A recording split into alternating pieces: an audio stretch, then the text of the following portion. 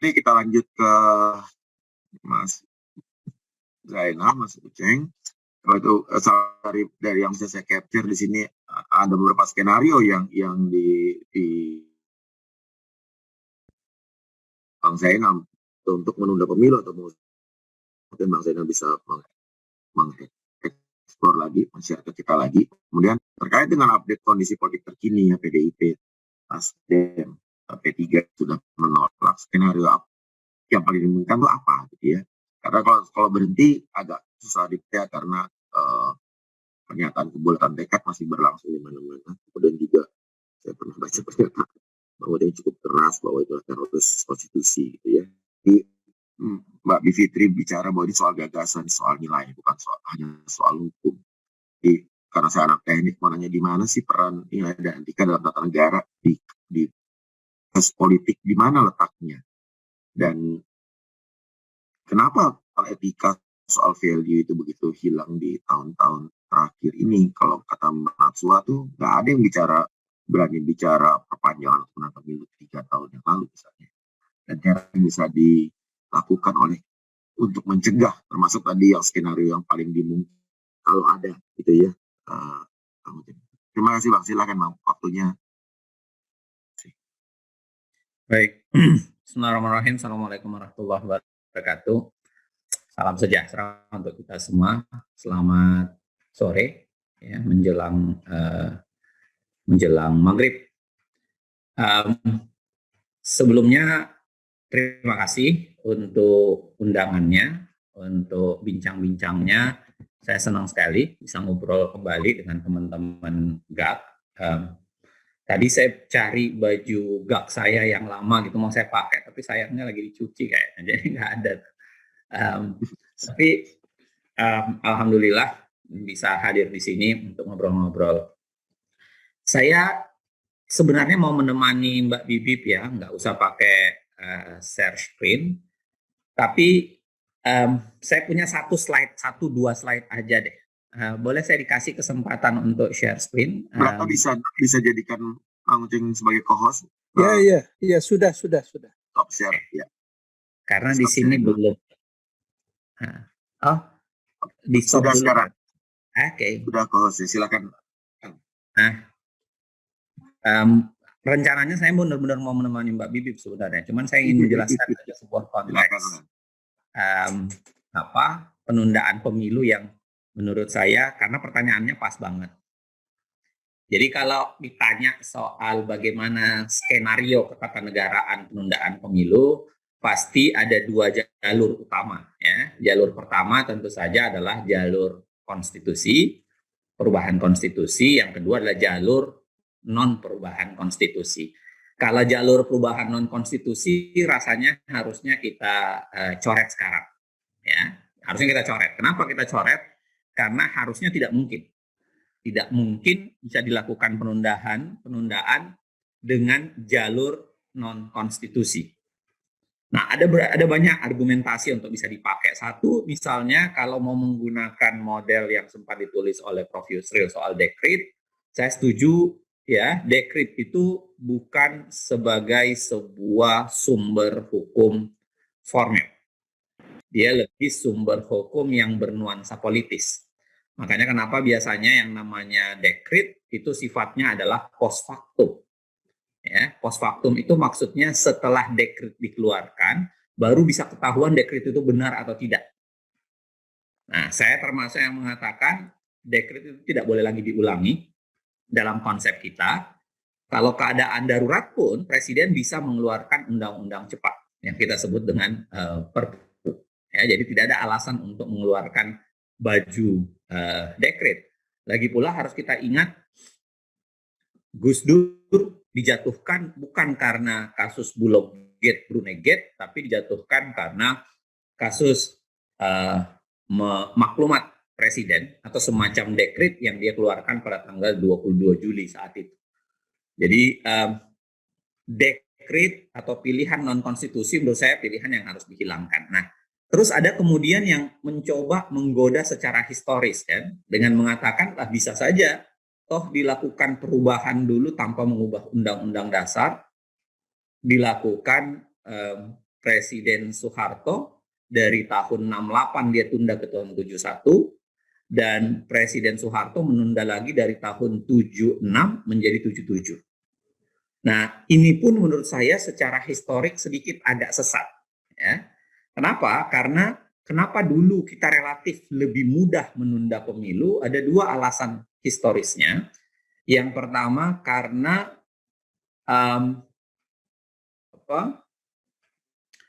dulu kita menganut konsep supremasi institusi. Dulu supremasi institusi.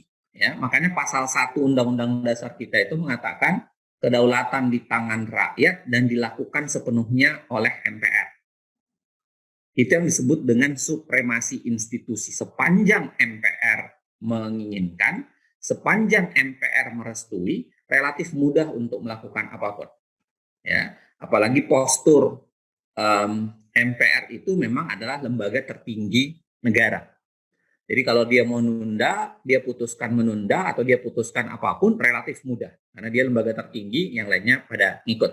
Nah, yang kedua, kalau kita ingat kasus dulu kenapa kemudian terjadi penundaan tanpa perubahan Undang-Undang Dasar, ya karena penyelenggara pemilu itu sendiri adalah pemerintah.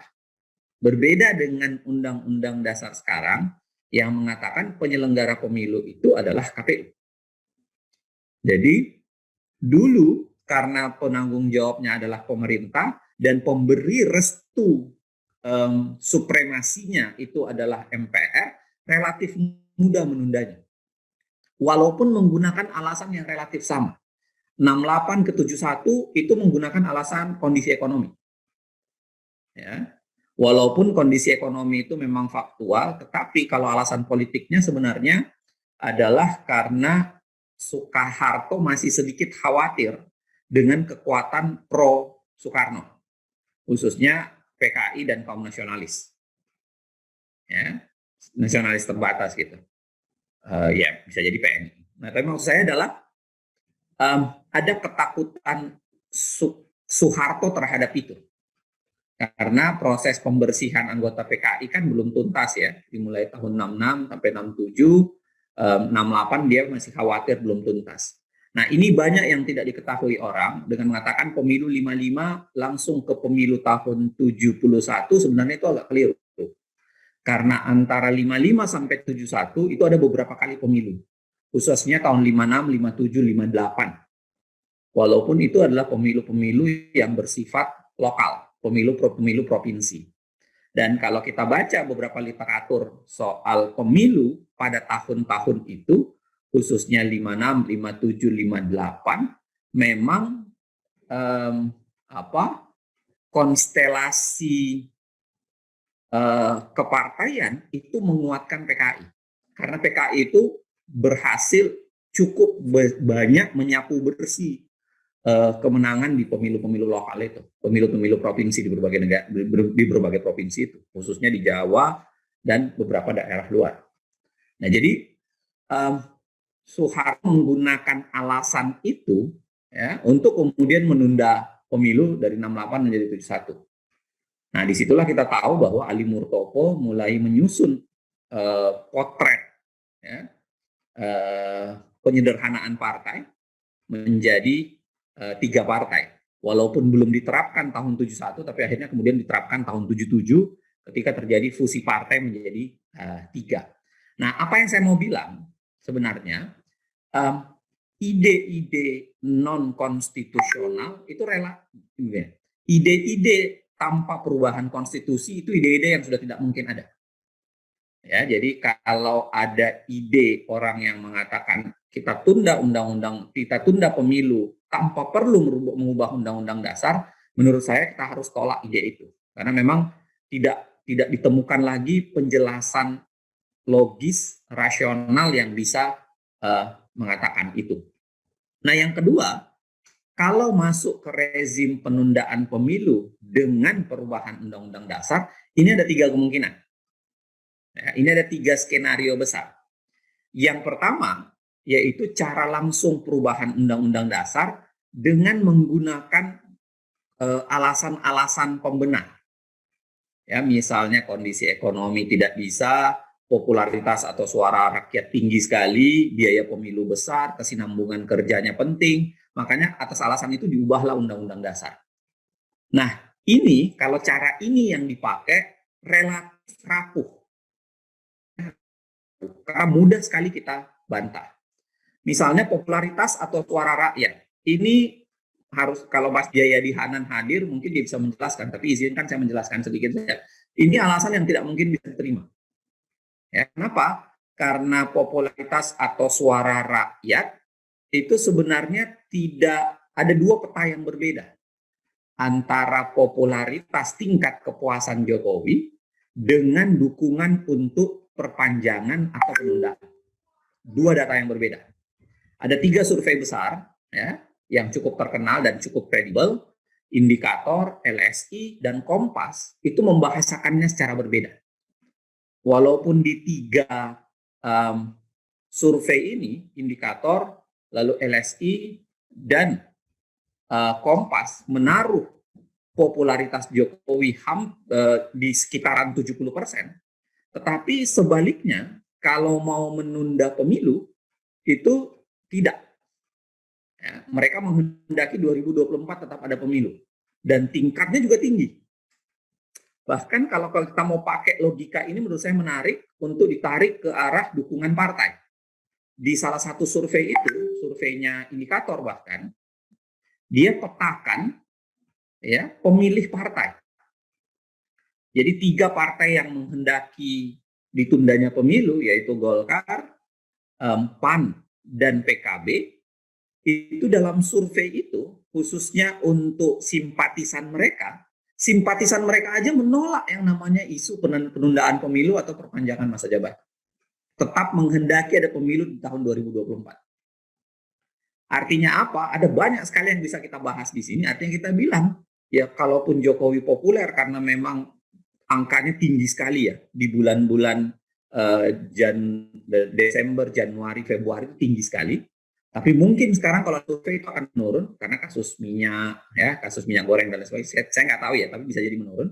Tetapi kalau itu tidak berbanding lurus dengan keinginan untuk melanjutkan Jokowi. Bahkan di partai-partai yang menghendaki itu ditunda. Nah, yang kedua tentu saja pertanyaannya soal ketua-ketua partai ini menyuarakan siapa. Ya, kalau di sisi internal partainya saja itu tidak menyetujui itu. Makanya angka 110 juta nanti biarkan diperdebatkan. Kondisi ekonomi juga tidak masuk di akal. Share screen-nya memang nggak berubah ya maksudnya? Gimana? Share screen-nya memang tetap ini saja. Memang satu slide. Cuma 1-2 slide aja. Oke, makasih. Kondisi ekonomi juga nggak berubah banyak. Ya, karena kondisi ekonomi kita sekarang malah melangkah ke arah pemulihan ekonomi yang cukup baik. Kita termasuk negara dipuji di Asia Tenggara, kita termasuk negara yang cukup baik pemulihan ekonominya. Kalau tiba-tiba mengatakan tidak karena kondisi ekonomi ditunda pemilu, itu kayaknya nggak masuk di akal deh. Begitu juga kalau mengatakan itu terlalu berbiaya besar dan itu bisa menekan publik. Beberapa riset itu mengatakan pemilu itu malah memicu pergerakan ekonomi di tingkat masyarakat, di tingkat basis. Ya kan? Saya mungkin Mas Burhan yang mengatakan bahwa biaya pemilu itu selalu memicu menguatkan yang namanya daya beli. Beberapa partai sudah menyatakan menolak, kayaknya Nasdem dan PDIP, yang lainnya masih malu-malu. Ya kan? Nah, tetapi kalau di amandemen, hampir semuanya aklamasi bahwa setuju amandemen dilakukan. Jadi 2 peta yang berbeda nih. Nah, dan 2 peta yang berbeda ini menurut saya sangat berhati-hati karena bisa bertemu di tengah. Mohon maaf, Ibu dan Bapak sekalian ya, khususnya teman-teman yang barangkali ada bau-bau partainya. Saya orang yang tidak pernah bisa percaya partai punya posisi ideologis untuk menolak yang beginian. Saya khawatir itu hanya karena istilah teman saya itu currency. Ya. Nilai tukarnya belum ketemu aja. Sehingga karena currency-nya belum ketemu, jadi kelihatannya ada penolakan. Nah, yang paling kita khawatirkan agenda perpanjangan dan agenda amandemen itu ketemu di tengah. Dan itu banyak bahayanya. Bisa ketemu banyak, bisa ketemu di PPHN, ya, bisa ketemu di PPHN, dan kalau ketemu di PPHN, itu di ujungnya bisa mengubah pertanggungjawaban presiden kembali ke MPR, dan artinya MPR kembali yang memilih presiden. Ini bukan isapan jempol ya, saya udah tulis di Kompas 2 kali, tahun 2000 dan 2001 seingat saya. Saya Apalanza amandemen, ya. Saya tulis itu.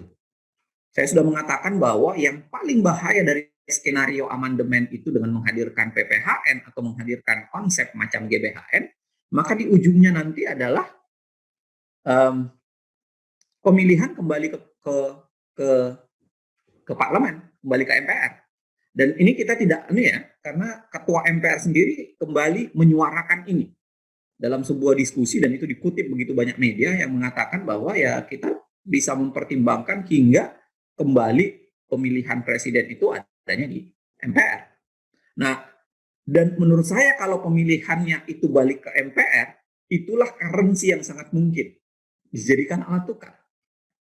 Saya nggak akan menunjuk partainya, tapi Anda kira-kira saja lah, siapa kandidat di Republik ini yang popularitasnya rendah, tetapi kalau dia dipilih di MPR, kemungkinan besar dia bisa terpilih. Tapi kalau dipilih langsung secara publik, kemungkinan sangat kecil untuk terpilih. Silahkan Anda tebak-tebak sendiri lah kira-kira. Tapi itu yang saya bilang tadi. Nah, agenda kedua akan masuk melalui agenda ketatanegaraan biasa.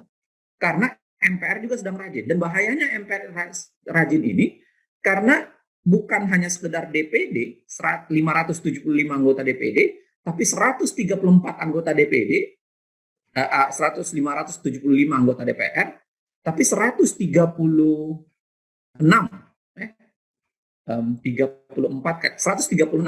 anggota DPR, anggota DPD sendiri, itu kelihatannya masih suara yang sama untuk melakukan amandemen.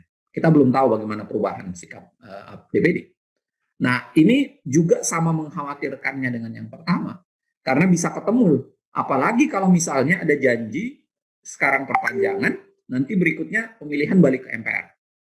Itu menyenangkan sekali bagi beberapa partai yang mustahil sebenarnya terpilih melalui sebuah proses pemilihan langsung. Dan kalau balik ke MPR, itu sangat menyenangkan buat partai, karena mereka tidak perlu kerja banyak, tapi setorannya akan jauh menjadi lebih besar kemungkinannya. Ya. Mas, 3 menit lagi. Oke. Yang ketiga, saya mengatakan begini, yang mungkin adalah diciptakan kondisi objektif rasional sehingga mau tidak mau undang-undang dasar harus diubah. Misalnya ketika begini, KPU yang tiba-tiba angkat tangan dan dia mengatakan tidak akan melanjutkan tahapan kepemiluan. Dengan seketika kita mengalami kerepotan. Ya. Karena jadwal pemilu itu adalah jadwal yang ketat. Satu jadwal ketunda itu sangat mungkin mempengaruhi ke belakang. Kalau teman-teman ingat ya, walaupun pihak istana sudah bilang lah, presiden sepakat kok tanggal 20, iya. Tapi yang disepakati itu baru tanggal pungut hitung. Satu tahapan, pungut hitung. Pungut hitungnya itu adalah tanggal 14 Februari 2024. Nah, menurut Undang-Undang Pemilu, dari tahap pungut hitung itu akan mundur selama 20 bulan. Ya, kick off-nya mundur 20 bulan. Berarti sekitar 14 Juni tahun ini kick off-nya sudah harus dilakukan. Mari kita periksa lagi kesiapannya. Pelantikan anggota KPU itu akan terjadi di 12 April. Kenapa 12 April? Ya memang karena anggota KPU-nya kan habis kira-kira tanggal 11 atau 12 April itu. Ya, pelantikan kira-kira 12 April, itu sudah masuk bulan Ramadan. Bisa jadi ya ada banyak kerja yang harus dikebut dalam 2 bulan itu untuk siap kick off di tanggal 14 Juni 2022. Seberapa yakin kita, wallahu a'lam. Ya. Tapi kick off-nya itu sudah harus siap di 2022, Juni 2022. Padahal baru dilantik di 12 April 2022. Padahal ada banyak sekali tahapan itu belum disepakati, tahapan mundurnya lengkap, ya.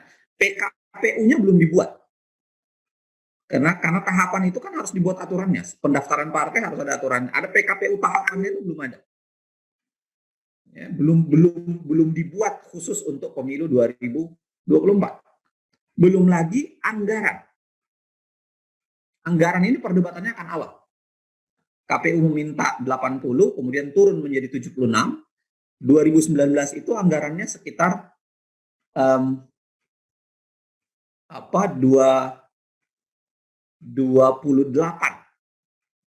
Nah, isu ini akan membesar seiring dengan apa? Belum lagi kalau terjadi kebutuhan untuk mengisi jabatan-jabatan kepala daerah. Karena kepala daerahnya akan sementara semua, kan? Kepala daerahnya akan sementara semua nih. Ya.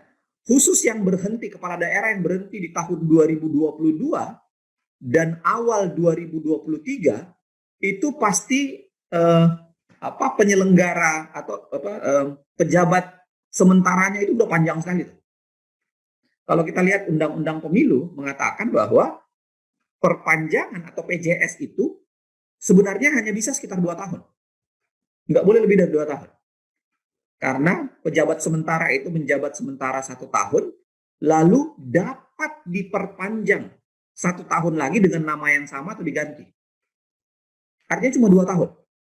Dan itu berarti panjang sekali nih. Nanti orang-orang